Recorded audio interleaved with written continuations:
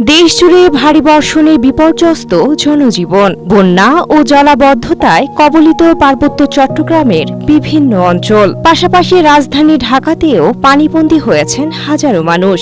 এমন প্রাকৃতিক দুর্যোগে বন্যার্ত মানুষের পাশে সহযোগিতা নিয়ে এগিয়ে যাওয়ার আহ্বান জানাচ্ছেন শোবিজ তারকারা।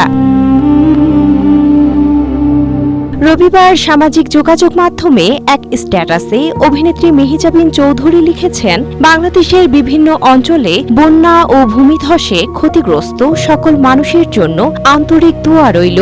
আসুন আমরা সবাই যার যার সামর্থ্য অনুযায়ী ক্ষতিগ্রস্ত মানুষের পাশে দাঁড়াই।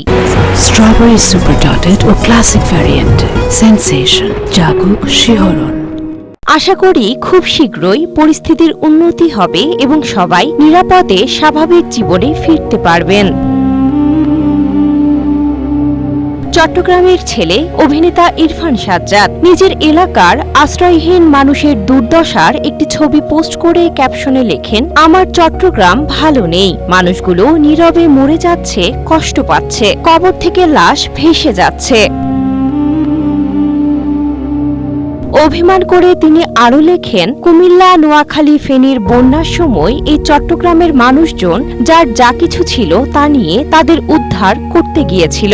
আজকে এই বন্যা পীড়িত মানুষগুলোকে উদ্ধারে মানুষের তেমন কোনো সাড়া শব্দ নেই, কোনো আওয়াজ নেই।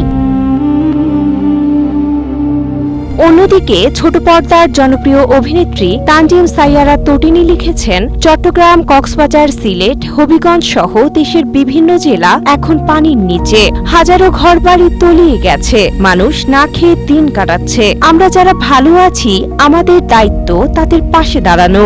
এক প্যাকেট শুকনো খাবার, এক বোতল পানি অনেক বড় সাহায্য হতে পারে। অন্যকে যতটুকু সম্ভব সাহায্য করুন। Sinthia Akhtari, Asia post.